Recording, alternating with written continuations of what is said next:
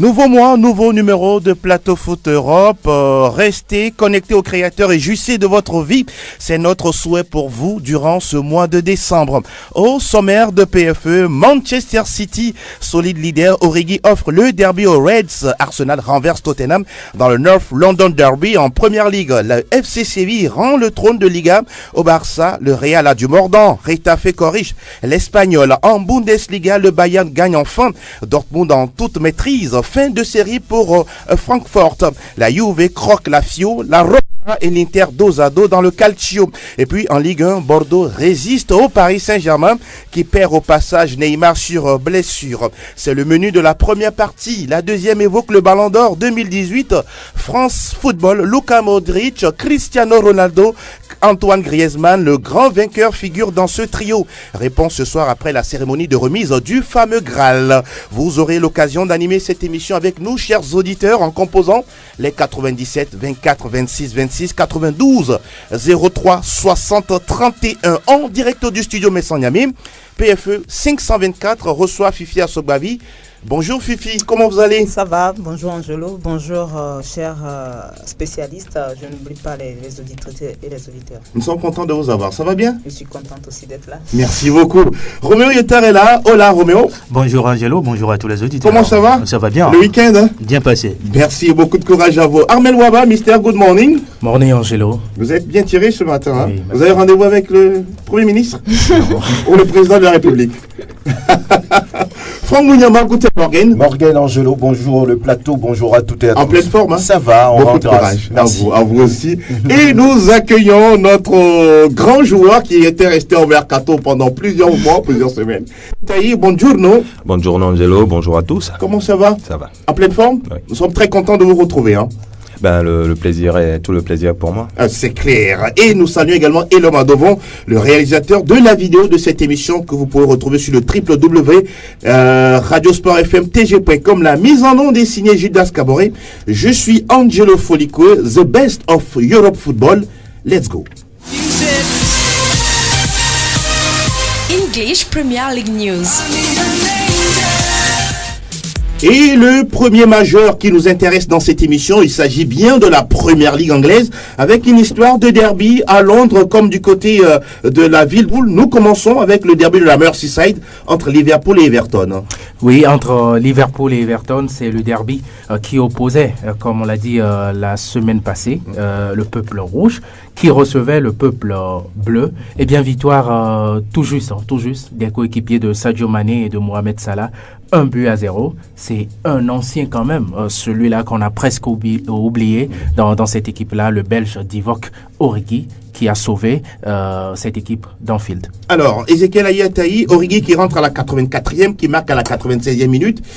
Il semblerait que ce trio Firmino, Salah, Mané est en déliquescence du côté de Liverpool ces derniers temps. Oui, c'est un trio qui est un peu en panne, de ton dire, vu les stats. C'est un trio qui marque plus fort, qui marche plus fort comparé à ce que ces trois-là ont fait la saison dernière. Mais je pense que c'est aussi ça, une équipe, une grande équipe. Quand ça marche pas avec ce qu'on attend, on sort un joker du banc. Donc c'est ce qui est arrivé avec Origi qui n'est pas vraiment en odeur de sainteté du côté de Liverpool, mais c'est lui qui sauve les Reds dans ce match-là. On sait que c'est un match capital pour ces deux formations, le derby de la Merseyside, et donc c'est une victoire importante pour Liverpool. Je pense qu'il y aura quand même beaucoup de regrets du côté d'Everton qui a tenu tête à cette équipe de Liverpool jusqu'à la fin pratiquement, et finalement ce but qui vient tout écrouler. Direction intéressée également à un autre derby entre Arsenal et Tottenham. C'était le choc de cette 14e journée en Première Ligue. Eh bien, ce choc, il a tenu toutes les promesses, puisqu'au final, on a eu 6 buts dans ce match. On a même eu, disons, 3 buts par mi-temps, voilà. Puisque à la mi-temps, Tottenham menait déjà 2-1. C'est quand même Arsenal, par l'intermédiaire du Gabonais, Aubameyang, qui ouvre le score. Mais très vite, Tottenham a su réagir et même passer devant par les intermédiaires d'abord d'Eric Dier et puis de l'inévitable Harry Kane qui est passé par là. Mais du retour des vestiaires, oui, sans doute le discours en anglais d'Unai Emery a motivé ces bon anglais, hein. Oui, il parle un très bon anglais. Ah oui, et d'ailleurs, bien sûr, je suis... Vous êtes dans les coulisses de la première ligue. Justement, donc voilà. Les Français d'ailleurs en sont jaloux puisqu'ils ne parlaient pas trop bien français.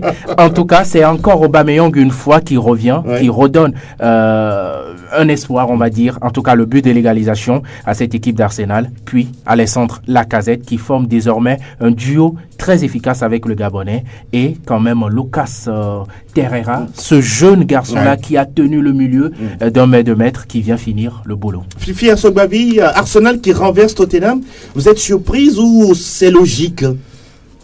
Peut-être un peu surprise par le score, pas par la victoire, mais 4-2, puis Tottenham qui encaisse 3. Vous n'êtes pas surprise par la victoire d'Arsenal? Non, parce que quand on voit Arsenal après les 2 premières journées, soldées par 2 défaites, quand on voit tout ce que Arsenal aligne après, ce sont des victoires sur victoires. Tottenham qui a battu Chelsea quand même. Oui, c'est vrai, Tottenham qui a battu Chelsea, mais on voit plus Arsenal dans cette dynamique de victoire. Là, Est-ce que cette équipe a grandi désormais? Est en train de grandir. Plus dans les mêmes conditions qu'avec Arsène Wenger où on voyait plus de jeunes joueurs. C'est vrai qu'aujourd'hui, il y a encore de jeunes joueurs, mais on voit plus une équipe qui a envie de gagner, qui a envie de jouer les premiers rôles en première ligue. Ce n'était pas le cas avec Arsène Wenger qui avait l'habitude de former quand même des joueurs, mais c'était plus les vendre et tout ça. C'était plus le marketing. C'est vrai qu'ils sont toujours dans le marketing, mais maintenant, on voit plus l'envie d'aller de l'avant. Maintenant, c'est quand même Tottenham qui encaisse 3 buts en deuxième période que je ne comprends pas. Voilà. Tottenham, comme tu l'as dit, qui a tout de même battu Chelsea, c'était un autre... Avec la manière, qui prend 3 buts en deuxième période, là, ça veut dire qu'il y a des soucis. Roméo, votre avis sur ce derby de Londres? Je pense qu'aujourd'hui, Arsenal a affiché ses intentions. C'est d'aller peut-être chercher le titre en fin de saison. On sait avec Arsène Wenger, c'est faire... progresser des jeunes, vendre les joueurs, mais avec Unai Emery, je pense que l'ambition de de Arsenal est claire. Et avec cette victoire écrasante, entre guillemets, sur Tottenham, je crois que le monsieur peut s'installer tranquillement dans son fauteuil et il a une certaine légitimité maintenant auprès des supporters des Gunners, parce que Arsenal, dans la souffrance, arrive à gagner. C'est ce qui est incroyable. On a vu cette équipe à un moment donné souffler. Elle affiche du caractère des... Justement, parce que c'est une équipe qui n'a pas baissé les bras du début jusqu'à la fin. Même dans ces moments faibles, on a vu cette équipe se redonner une autre, force de caractère, surtout pour s'imposer face à Tottenham, quoi qu'on dise, qui reste l'un des meilleurs clubs dans ce championnat, surtout cette saison, qui a battu Chelsea, vous l'avez dit. Et là, c'est une victoire logique d'Arsenal sur les Spurs. Vous avez parlé de Chelsea à l'instant, Chelsea qui a battu Fulham, il n'y a pas eu match, même si Chelsea, 2-0, c'est pas aussi grand que ça, quoi. On savait, il n'y a pas d'opposition en face des Blues. Fulham est en train de souffrir en championnat. Donc je pense que c'est le minimum. Ils auraient pu encaisser plus de buts face aux Blues qui avaient besoin d'une réaction après la gifle reçue face à Tottenham. Donc au-delà, je voudrais un peu réagir sur ce match Arsenal-Tottenham. Je pense que Tottenham a fait le match plein.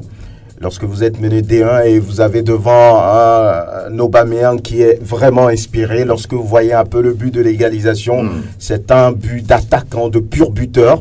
Donc je pense sur l'ensemble du match que Arsenal a été plus déterminé, plus volontaire dans les jeux, avec des joueurs comme Guendouzi, des joueurs comme le français Lacazette, qui marche très fort désormais avec Pierre-Emerick Aubameyang. C'est une équipe qui montre, on va dire, une certaine,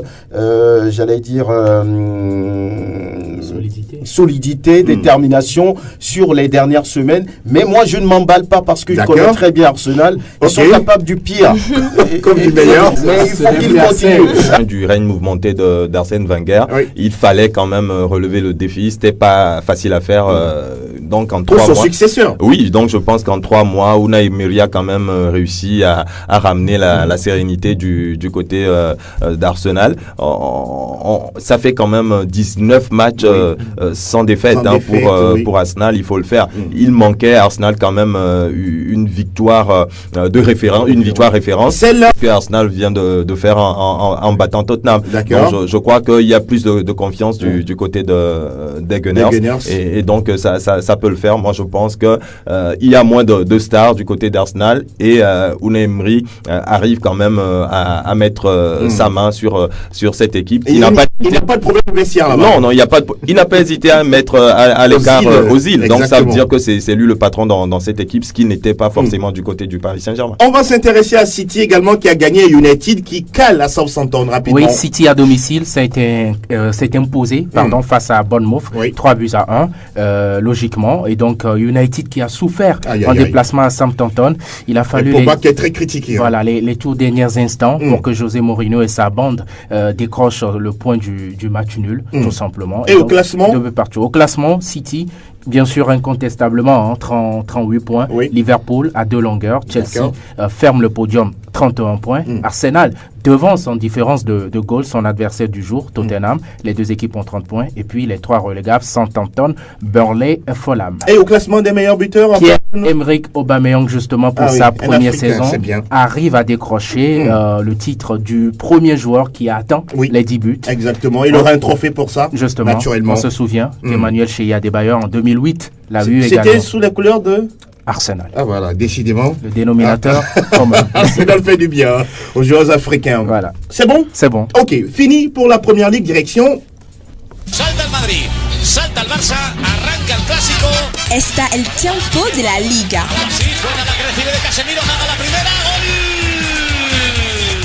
Et nous parlons du championnat des étoiles. Nous débutons avec la belle victoire de Retafe, 3-0 face à l'Espagnol Barcelone. Justement, Digne d'Akunam et ses partenaires ont marqué 3-0 face à l'Espagnol Barcelone. Ça fait donc la fin de 3 matchs sans victoire pour Retafe de Digne d'Akunam. Une victoire à domicile face à l'Espagnol Barcelone qui n'est pas loin aussi du premier, le FC Barcelone, puisque l'Espagnol Barcelone est 6e avec 21 points, Barça qui a 28 points. Et nous parlons également de cette perte du fauteuil de leader du FC Séville à l'extérieur chez Alaves qui était 4e au coup d'envoi. Vous en parliez la dernière fois. Justement. Faut se méfier de cette équipe d'Alaves. Une équipe qui a bousculé le FC Séville puisque déjà à la 37e minute, Alaves a ouvert le score. Et bien Ben Yedder à la 78e remet les 2 équipes à égalité. Le FC Barcelone a suivi en marquant justement 2 buts sans en encaisser. Une première. Voilà. Et attention, qui a marqué? Piqué. Il marque. En Ligue des Champions, il a marqué. Et puis en Liga, il marque. Exactement. Il est en train d'imiter un peu Ramos. De toutes les façons, Franck Louyama, le Barça qui gagne 2-0. Le FC Séville, est-ce que cette équipe peut se mener à la lutte au niveau de la Liga cette saison? Le Football Club Séville. Oui, tout à fait. Là où ils sont, je pense qu'ils ont les moyens de rivaliser avec les ténors de toujours, que sont le Football Club Barcelone, l'Atlético Madrid, même si aujourd'hui le Real est un peu en dedans. Je pense que le FC Séville a toujours fait de très bonnes saisons, sauf que sur le match d'hier, quelques regrets, ils ont été accrochés difficilement, ils ont réussi à avoir le match nul. Donc je pense que lorsqu'on a envie, lorsqu'on veut gagner la Liga, il faut être fort, il faut être, on va dire, créatif sur tous les matchs de championnat, ce qui manque un peu aux autres clubs. Donc c'est quand même bien pour le spectacle, il y a du suspense, on ne sait pas qui fera l'affaire. Donc je pense, lorsqu'on prend la qualité de cette équipe, elle peut rivaliser avec les autres. Roméo, il semblerait que Adrien Rabiot serait en route pour le Barça dès janvier. Oui, ça se discute, on en parle justement du côté du FC Barcelone. Et quand on regarde un peu la Ligue 1 conformément ce week-end, le monsieur a été écarté. Exact. Peut-être que c'est un signe voilà, pour Adrien Rabiot qui pourrait rejoindre le FC Barcelone, mais on attend de voir puisque ce n'est pas encore confirmé. Voilà. Des nouvelles du Real Madrid? Alors, le Real Madrid qui s'impose 2-0 à domicile, même si ça a été un peu compliqué pour les Madrilènes, puisque le premier but a été un contre son camp de Was à la 8e minute, sous pression donc des Madrilènes. Lucas Vazquez va débloquer finalement son compteur but, et c'est à la 83e minute qui marque le but du 2-0 du Real Madrid face à Valence. Autre résultat, on va s'attarder un peu sur ce match. Fifi, 2-0 pour le Real, on souffle du chaud, du froid, ça va, ça vient. On n'est pas encore dans la stabilité. Depuis l'arrivée de Solari, ça va beaucoup mieux. C'est seulement, je crois qu'il y a une journée où il a perdu. Oui, face à Eibar, 3-0. En tout cas, on avait eu un peu peur pour lui. Oui. Que le Real ne retombe dans ses travers, mais heureusement que le Real est revenu. Ça veut dire que pour le moment, ça va beaucoup mieux pour Solari, aussi bien en Ligue des Champions qu'en championnat, à part cette lourde défaite de 3-0. Mais de toutes les façons, il faut reconnaître que le Real qu'on est en train de voir cette saison, ce n'est pas le Real que nous avons vu les saisons passées. Il y a toujours du travail à faire. Ils vont peut-être essayer de gagner une place européenne en Ligue des Champions la saison prochaine et dans la trêve doivent sérieusement travailler et rebâtir cette équipe. Ézéchiel, vous avez suivi les feuilletons du côté du Real malgré les départs de Zinedine Zidane et Cristiano Ronaldo, notamment. Oui, c'est deux départs qui ont secoué cette équipe ou qui ont déséquilibré, je dirais, le Real Madrid. Oui. On croit que ce ne sont que deux personnes, hein, mais ça fait ça fait beaucoup de mal à cette équipe. Mais je pense que le Real doit prendre le temps de se refaire. De toutes les façons, le Real a atteint le sommet, donc forcément, il fallait soit rester à ce niveau, maintenir le cap ou redescendre. Donc je pense que c'est ce qui est en train d'arriver, mais le Real n'est pas quand même aussi loin des leaders. Donc je pense que c'est toujours faisable. Le Real qui est déjà qualifié pour le second tour de la Ligue européenne des champions. Donc je pense que ce n'est pas aussi alarmant que ça. C'est vrai qu'aujourd'hui le Barça est leader, mais dans le jeu, c'est un Barça qui convainc pas du tout. Donc je pense que du côté du Real, c'est toujours faisable. Le Real peut toujours revenir fort. Maintenant, il faut aussi gérer peut-être les égos du côté du Real Madrid. On sait ce qui s'est passé entre Solari et Isco. Voilà, ce sont ces mis de côté. Voilà, ce sont ces histoires-là qui minent le vestiaire et qui plombent peut-être le moral ou la forme de l'équipe. Donc, je pense que c'est à Solari de gérer tout ça et permettre à ce Real-là de remonter, de repartir et d'aligner surtout les joueurs qui sont déterminés, qui ont envie de jouer. On va parler du voisin du Real, l'Atlético Madrid, Robert Lietor. Atlético tenu en échec par Gérone, un but partout. Oui. Autre résultat, Valladolid s'incline lourdement à domicile face à Leganés, 2-4.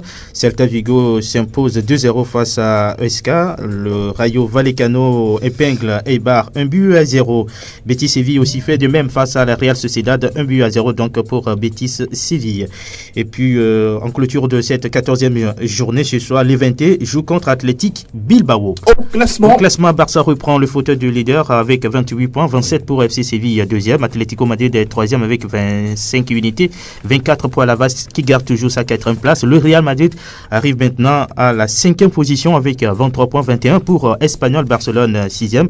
Getafe de Diendacona mais 8e. Dans le bas du classement, Athletic Bilbao 11 points en attendant le match de ce soir. Rayo Vallecano 10 points, 7 points pour Huesca 20e. Les buteurs, Stuani 11 buts, 10 buts pour Aspas et puis Messi est à 9 réalisations. Voilà qui est dit en ce qui concerne la Liga Espagnola.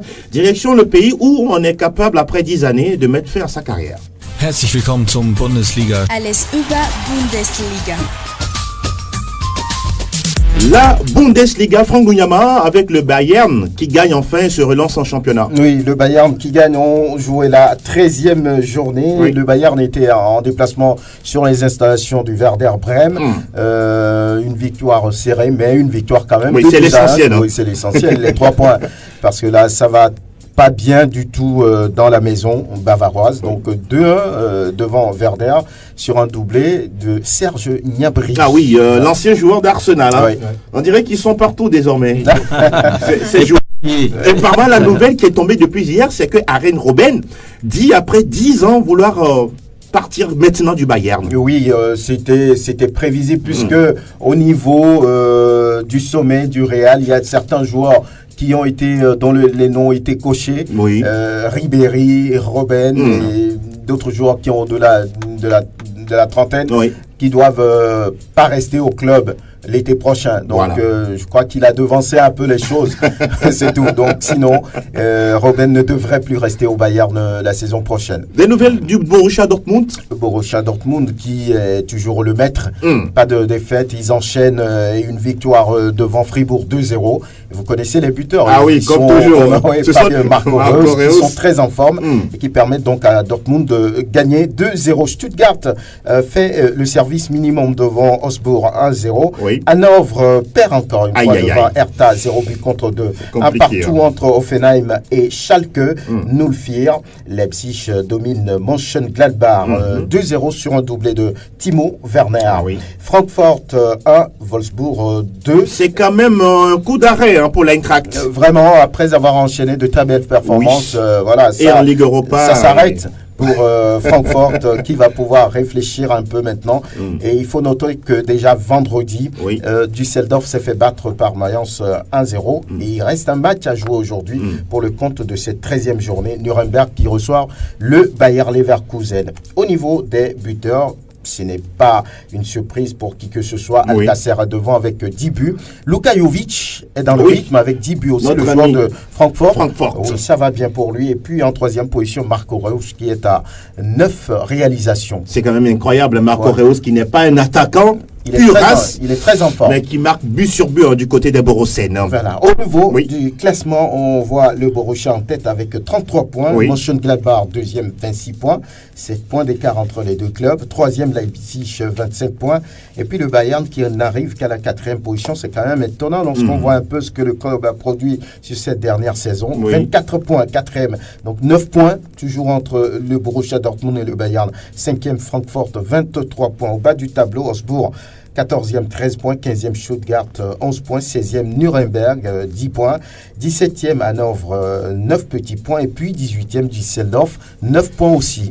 Est-ce déjà trop tôt de dire qu'Hanovre va rejoindre la division inférieure, Franck? Ce club est menacé si on ne redresse pas la barre. Il n'y a rien à faire. Je crois qu'ils sont dans le rouge. Et il faut qu'ils gagnent des matchs pour pouvoir se redonner de la confiance. Si ce n'est pas fait, je crois que ce sera la plongée. C'est pas bien pour notre compatriote Ilas Bebou. Il va falloir retrousser les manches pour pourquoi pas rebondir au classement. File donc Real Lunyama, direction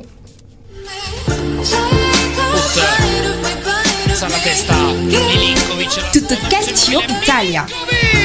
Spacca la porta, segna anche il Team Cup. Ah oui, j'ai envie de parler de la Serie A, mais son propriétaire, il est là désormais. Voilà. On parle de la 14e journée de la Serie A italienne. Et oui, c'était la 14e journée et tous les regards étaient tournés vers le Stadio Olimpico pour ce choc entre la Roma et l'Inter Milan. Mais à l'arrivée, pas de vainqueur, 2 buts partout. Un score qui ne fait ni l'affaire de l'un ni l'affaire de l'autre, puisque l'Inter Milan manque l'occasion de mettre la pression sur le Napoli et la Roma qui fait du surplace. À noter que Balde et Icardi ont marqué pour l'Inter Milan et Under et Kolarov du côté des Giallorossi. On parlera également de la Juve, la Juventus qui était en déplacement du côté de la Fiorentina. À l'arrivée, 3-0. Betancourt, Chiellini et puis Cristiano Ronaldo sur penalty ont marqué. Pour la Juve, ça fait la 13e victoire en 14 journées. La Juve qui reste donc invaincue après 14 journées de championnat. Le Milan C de son côté recevait Parme et c'est une victoire qui fait du bien au Milan C. 2-1. Cutrone et Kessié ont marqué contre un but du côté de Parme. 2-1 donc à l'arrivée. Et puis on parlera également de la victoire de la Samp sur Bologne. 4-1 avec un doublé de Quagliarella. Ah oui. Votre ami Gervinho n'a pas marqué, Arvel Waba. Oui, heureusement pour parce que quand même Parme ces dernières semaines c'est des performances, mais le Milan peut-être à domicile galvanisé par son public a su tirer son épingle du jeu, d'autant plus que les équipes en haut, tout juste en haut du Milan comme la Roma ou l'Inter, Napoli qui n'a pas encore joué, voilà, mais les deux là qui ont fait match nul, et donc ça permet aussi à l'AC Milan de revenir un peu à hauteur de ces équipes. En tout cas, le Milan aussi qui retrouve des couleurs, il faut le reconnaître, déjà 4e. Alors nous parlons de ce championnat d'Italie. Oui, le Milan qui revient fort. Hein. Le Milan n'est qu'à 4 points de l'Inter après cette 14e journée. Donc ça veut dire que le Milan peut toujours revenir ou espérer être sur le podium de cette Serie A italienne. Voilà. On parlera également de la victoire de Torino face au Genoa de buts à 1. Le match nul entre le Chievo et la Lazio. La Lazio piégée. Hein. Oui, la Lazio piégée, même si la Lazio était en déplacement. Ce score n'arrange pas cette équipe, même si Ciro Immobile a marqué dans ce match. Et puis le match nul entre Spal-Ferrara et Empoli, 2 buts partout. Clôture de cette 14e journée ce soir avec le match Atalanta-Napoli. Et si jamais Napoli gagne, Napoli passe devant. Justement, une victoire du Napoli permettrait à cette équipe de repasser devant l'Inter, puisque actuellement les deux équipes sont à égalité, 29 points. Donc justement au classement, c'est la Juve qui reste en tête avec 40 unités, suivi de l'Inter Milan et du Napoli, 29 points. 4e, le Milan, c'est 25. Et puis la Lazio, désormais 5e, avec 24 points. 7e, la Roma, 20 unités. Et puis dans la zone rouge, on a Bologne, 18e, avec 11 points, la Frosinone 19e, 8 points, et puis 5 petits points pour le Chievo, l'antenne rouge de cette Serie A italienne.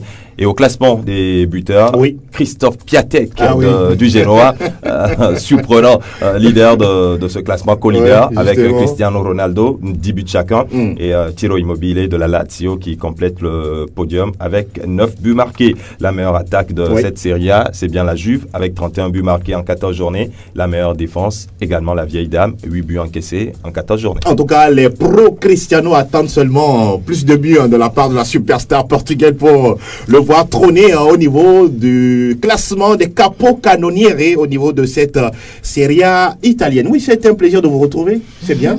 Cette fois nous a manqué. Bien sûr, bien sûr. Bien sûr, c'est tout ce qu'on partage ici les lundis et les vendredis. Voilà. Merci. Grazie mille, Ezekiel Ayataï.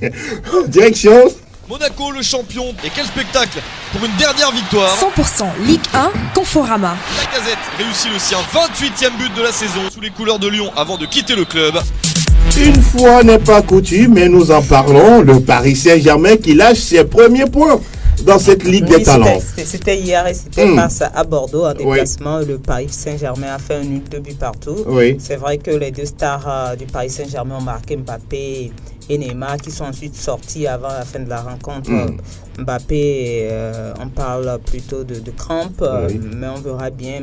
Neymar, c'est sur blessure. On parle de l'adducteur. On parle de l'adducteur parce qu'il avait déjà eu un match amical face au Cameroun. Ça revient.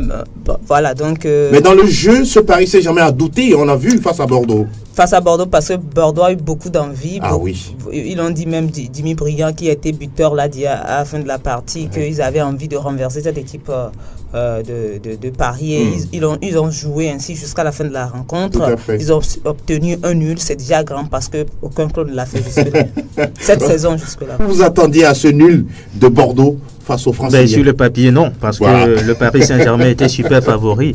Maintenant, la réalité sur le rectangle vert était autre chose. Moi, j'ai aimé cette rencontre. Je crois que Bordeaux fait du bien au Paris Saint-Germain. Parce que depuis là, Paris ne souffre pas dans ces matchs. Il faut attendre les matchs de la Ligue des Champions pour voir un Paris Saint-Germain jouer une vraie compétition. C'est pas bien, ça n'aide pas les joueurs parisiens. Là, dans ce match, on a vu les Parisiens en difficulté. Ils étaient en situation. Voilà un match de football.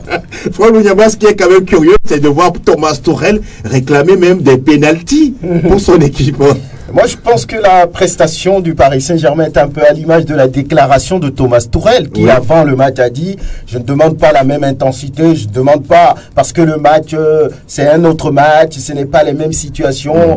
Mais un match de football reste un match de football. Si le Paris Saint-Germain, c'est vrai, qui domine outrageusement la Ligue 1, veut continuer, je crois qu'il faudra quand même la même intensité. Je pense quand même que cette déclaration constitue un manque de respect à l'endroit entre griffes de Bordeaux. De l'adversaire. Parce que oui, on ne peut pas quand même sous-estimer Bordeaux. Voilà, donc de partout, je pense que Bordeaux méritait quand même mieux dans ce match. Mais de partout, c'est quand même bien pour eux. Ça peut-être va donner un peu, on va dire, plus de détermination à cette équipe bordelaise qui, entre-temps, ne se retrouvait pas. Exact. Et puis pour le Paris Saint-Germain, qui sait, peut-être c'est le début des difficultés. Je suis d'accord avec Franck, on ne peut pas se permettre de telles déclarations. C'est vrai que, oui, on le sait tous, on ne va pas mentir. Liverpool-Paris, ce n'est pas la même chose que Bordeaux-Paris, mais il ne fallait pas tout simplement le dire. Il fallait dire tout simplement que Bordeaux, oui, est une très belle équipe qui défend. Et moi, j'ai été très, très heureux de voir ce comportement des Bordelais, parce que des fois, il faut se faire respecter, chose qu'on ne voit pas forcément chez les équipes de Ligue 1 qui respectent beaucoup trop l'adversaire et qui même, on a l'impression, créent l'adversaire à un moment. La dernière fois, ça n'a pas été le cas pour Bordeaux. Si seulement tous les autres clubs pouvaient montrer cette attitude-là. Ce serait intéressant. Et dans cette rencontre-là, vous savez que Cavani n'était pas là. Et lorsqu'il y a eu remplacement, on a préféré Choupo-Moting. Voilà. Et que également, ça ne passe pas bien. Rabiot également n'était pas là. Écarté. Tout à l'heure, Roméo en parlait. Rabiot qui a envie de partir et Tourelle qui dit s'il veut partir, il peut partir, c'est le cadet de mes soucis. Voilà, donc voilà, peut-être que Rabiot va partir en janvier. Pourquoi pas Cavani qui se donne encore un peu de temps. En tout cas, c'est pas des clients qui manquent sur le marché pour ces deux joueurs. Barcelone et que Cavani, on parlait même de Naples. Même Chelsea est sur la trace du joueur. Voilà, donc voilà, ils ne manqueront pas de...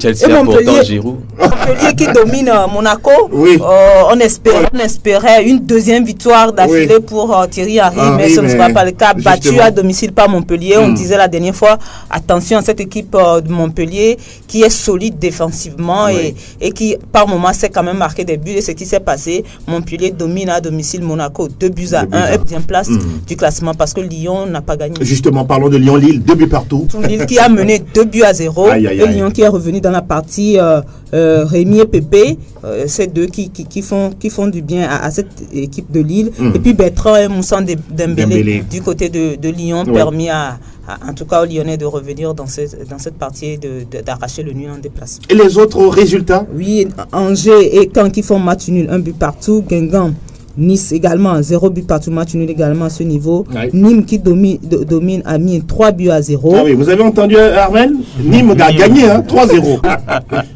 Et Saint-Etienne qui domine également notre... Voilà quoi, pas très très agréable à voir, mais bon, à la fin c'est Saint-Etienne qui gagne 3-0. Toulouse, Dijon, 2 buts partout. Ça ne va toujours pas pour Dossevi et ses coéquipiers. On se disait comme c'est Dijon, ça allait passer. Non, ça fait 2 buts partout. Marseille qui ne gagne pas aussi à domicile au Parc des Princes. Incroyable. Oui, des 0 but partout face à Reims. On s'attendait mieux de la part de c'est possible. C'est très possible pour cette équipe. Ah oui, justement. Rennes qui a été battu également à domicile par Strasbourg, 4-1. Et là, on parle de mise à pied de Sabri Lamouchi qui serait en train de quitter déjà le club. On suivra ça de tout près d'ici vendredi, on va en parler encore. Et là, je crois que c'est bon. Voilà, au classement, naturellement, le Paris Saint-Germain est leader. Il est leader avec 43 points, suivi de Montpellier qui prend la deuxième place désormais avec 29 points. Lyon, 3e, 28 points. Lille, 4e, 27 points. Marseille, 5e, 26 points. Et en bas du classement, Amiens, 18e, 13 points. Monaco, 19e, 10 points. Et puis Guingamp, 8 points.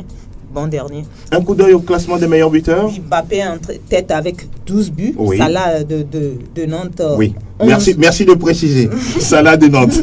11 buts. Neymar 11 buts, Thauvin 10 buts et 4e, et puis Cavani 9 buts 5e. Et ce qui est sûr, on joue en championnat mardi et mercredi. Mardi et mercredi. La même chose du côté de la première ligue anglaise. De toute façon, vendredi, on reviendra actualiser tout ça. Mille merci, Sa Majesté Fifia Sogbabi. Cette fois-ci, nous parlons d'autre chose. Oui, l'événement qui cristallise toutes les attentions ce soir, c'est le Ballon d'Or. Et nous sommes exactement le 3 décembre. La cérémonie a lieu ce soir aux alentours de 20h temps universel. Cristiano Ronaldo, et selon les dernières nouvelles, c'est Antoine Griezmann qui serait le 3e larron dans ce trio-là. Il y a également le Ballon d'Or féminin. Il y a le premier, ce sera le premier de l'histoire, sans distinction de championnat ni de nationalité. Également le trophée Copa, qui va récompenser le jeune joueur de moins de 21 ans. On retrouve Kylian Mbappé, Justin Kluivert, Patrick Coutronnet, Gianluigi niveau de c'est Mbappé, de toutes les façons, on va en parler. C'est clair. Ce soir, qui voyez-vous vainqueur finalement? Bon, s'il faut suivre la logique, on sait que Luka Modric a été meilleur joueur de UEFA, meilleur joueur FIFA. La logique voudrait qu'il soit ensuite Ballon d'Or.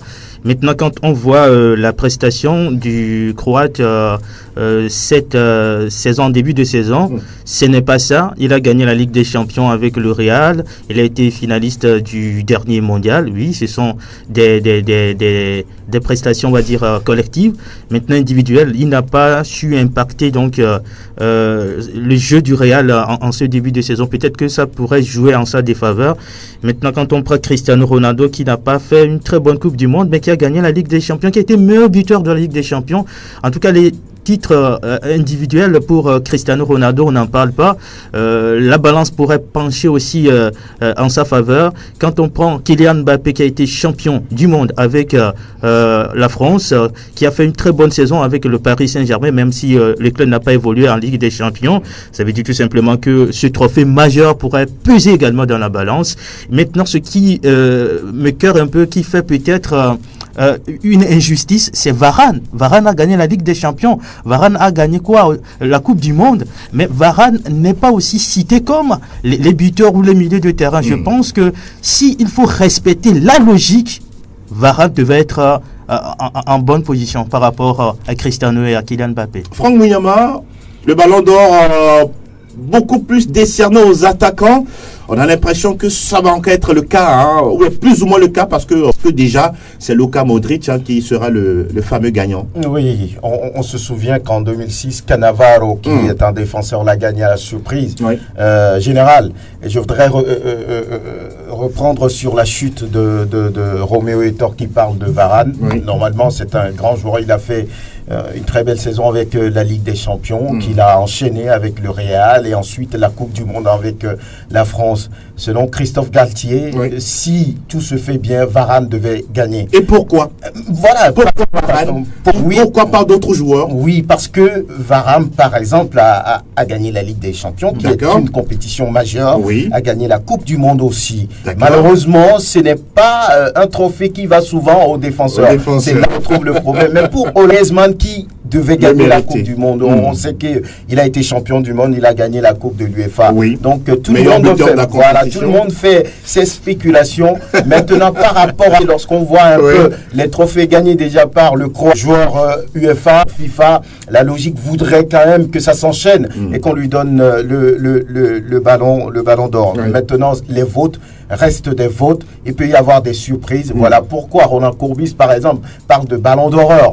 Il dit qui est le meilleur. Voilà. Mais si quelqu'un donne cette réponse, alors il va lui donner le ballon. Et on attend de voir ce qui va se passer.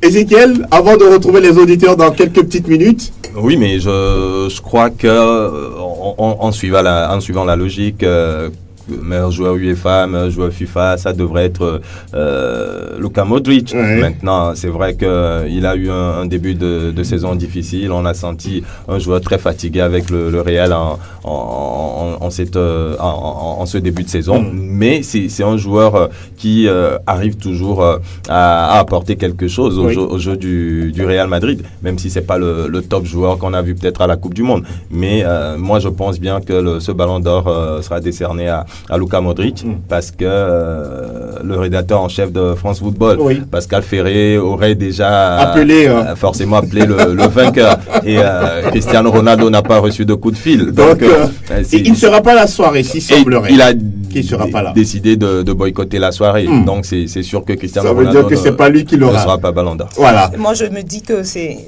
Modric même qui a relancé Cristiano Ronaldo dans cette course, voilà, pour ce trophée, parce que si Modric avait fait, ou bien est en train de faire un bon début de championnat, je crois qu'il n'y aurait même plus débat par rapport à cela. Maintenant, il relance un tout petit peu parce qu'il n'a pas fait un très bon début de championnat. Moi, personnellement, je veux que Modric gagne parce que c'est la seule occasion qu'il a maintenant de gagner le Ballon d'Or. Ah oui, justement. Ce sera compliqué dans les années à venir. Très compliqué. Et pour la première fois depuis 2008, je pense que on va mettre même qui réfléchit, c'est Modric. Qui est pas logique, c'est Modric. Et puis, il y aura également un Ballon d'Or pour les dames. C'est le premier de l'histoire. C'est une innovation, c'est une belle chose. Oui, c'est une très belle chose, franchement. Il y a des joueuses comme Pernille Harder, danoise qui évolue du côté de Wolfsburg, Ada Hegerberg de Lyon, Amandine Henry, française également qui évolue du côté de Lyon, et puis Martha, la brésilienne, également est en lice pour également du trophée Copa, qui va récompenser le plus jeune joueur, joueur de moins de 21 ans, notamment Mbappé, Justin Kluivert, Patrick Coutronnet, Gianluigi, d'autres joueurs. C'est à composer les 92 03 60 31 97 24 26 26 pour animer, participer à cette émission et l'animer avec nous, bien évidemment. Et nous, bon, allez, le premier est déjà là. Bonjour auditeur. Bonjour Angelo. Comment vous allez? Très bien. Oui, nous écoutons. Ibro de Barcelone. Ibro Barcelonais. Oui. Comment vous allez? Ça va bien, nous allons tous bien. D'accord. Roméo, je voulais revenir sur un truc que Roméo a dit là. Oui.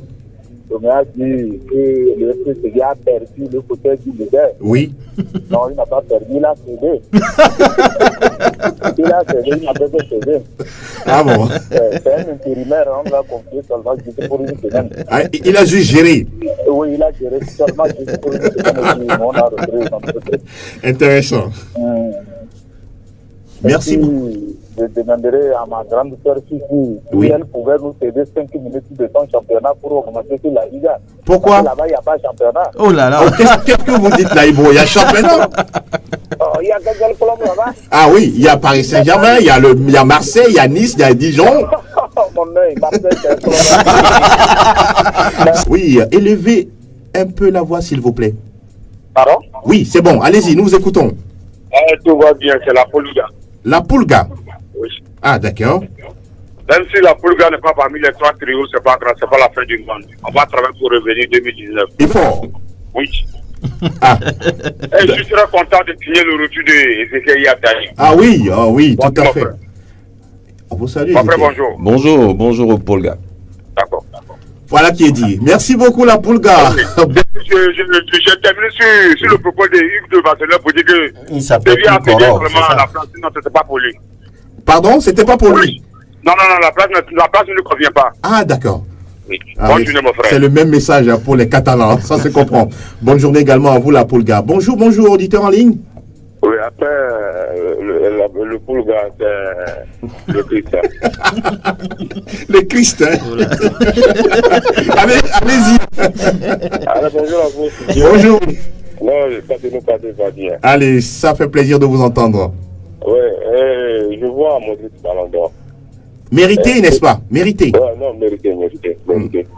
Même si je suis fan de Cristiano, Modric mérite le Ballon d'Or. Regardez-nous, est-ce que c'est sa performance au mondial qui lui donne ce sacre ou c'est autre chose? C'est ce que je vois. C'est la performance au mondial. Voilà. Si il n'y avait pas le mondial, c'est qu'il ne plus passer.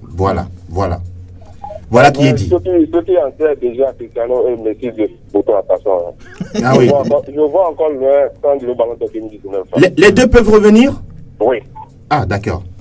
Allez, bonne journée à vous. Merci beaucoup, Padé. À très bientôt et belle journée sur Sport FM. Un autre vous suit déjà en ligne. Bonjour, auditeur. Oui, bonjour. Oui, comment vous allez? Nous vous écoutons. Oui, c'est Zarif. Waris. Zarif. Oui. Oui, Zarif, nous vous écoutons. Oui, bon, en fait, moi, j'aimerais me prononcer sur le ballon d'or. Oui. Pour dire que mon Modric, c'est son année, il mérite amplement ce trophée. Donc, il n'y a pas de débat à se faire, quoi. Voilà. Vous pensez que c'est son mondial aussi qui lui confère ce sacre-là? Pardon? Est-ce que c'est le fait d'avoir été loin lors du mondial qui lui confère ce sacre ou bien il y a autre chose? Oh là là, j'ai pas le retour, quoi. Aïe, aïe, aïe. Bon, c'est pas grave. On a bien noté votre déclaration. Luka Modric mérite ce ballon d'or 2018 France Football. Autre auditeur en ligne, bonjour. Bonjour, Angelo. Oui, bonjour. Nous allons bien. Et vous-même? Bien également. Super, nous vous écoutons. Oui, c'est Anani de... Anani depuis? Ah. Ok, allez-y. Allez-y, Anani, allez-y. Oui, c'est pour dire que pas cette place. Vous allez vous déplacer un tout petit peu, on a du mal à vous recevoir, Anani. C'est pour dire que Séville ne mérite pas cette place de leader. Ah, d'accord. Ah. Ok. Et donc, qui le mérite, c'est le Real ou le Barça, c'est ça? Allô? Oui, vous avez dit que Séville ne mérite pas cette place, c'est ça? C'est Barça qui le mérite. Ah, d'accord. Voilà qui c'est le Barça qui le mérite. Autre auditeur en ligne? Non, il n'en a pas. Il nous reste encore 2 petites minutes. Oui, auditeur, bonjour. Bonjour, monsieur François. Oui, nous vous écoutons. Ok. Et normalement, pour l'avènement du Ballon d'Or de 2018,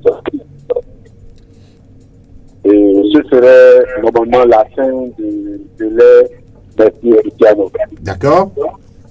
Modric mérite humblement, mais son début de saison en temps depuis la performance du Real le compromet beaucoup et rend le CR7 mon idole favori de cette équipe.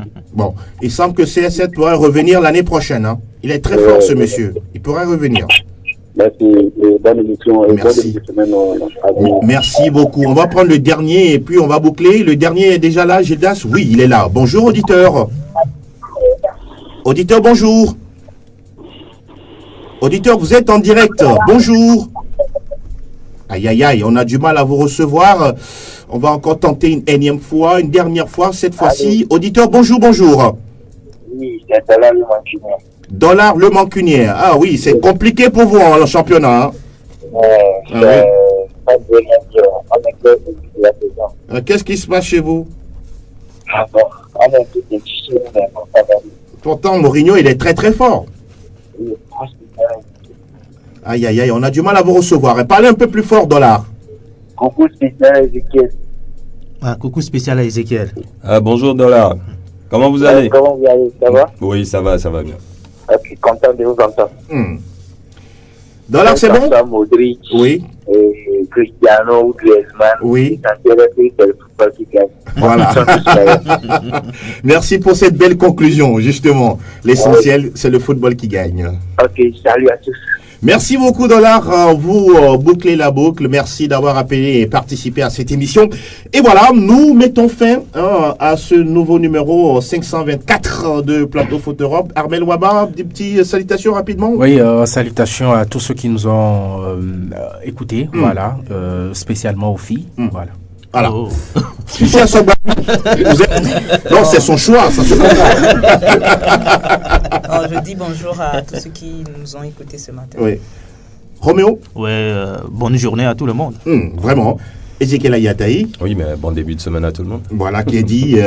Franck Munyama. Excellente semaine aux inconditionnels de cette émission. Et si tout va bien, on pourra peut-être faire un spécial Ballon d'Or, si tout va bien, d'ici ce soir, parce que nous rappelons tout simplement que la cérémonie, les premières révélations vont être données à partir de 16h pour le classement final. À 18h45, le tapis rouge va être déroulé pour les guest stars du côté de la France. Et puis à partir de 20h, la cérémonie au Grand Palais, la cérémonie présentée par l'élégantissime David Ginola et annonce des vainqueurs du Ballon d'Or masculin et féminin et du trophée Copa. Voilà qui met fin à cette émission mise en onde par Gildas Kaboré. Mille merci à Elom Adovo qui a assuré la vidéo de cette émission à retrouver sur le www.radiosportfmtg.com. Oui, big dédicace, joyeux anniversaire à mademoiselle Daouda, célèbre une bougie qui souffle une bougie de plus aujourd'hui. Bon anniversaire et que du bonheur à vous. À très bientôt sur Sport FM. Ciao, ciao.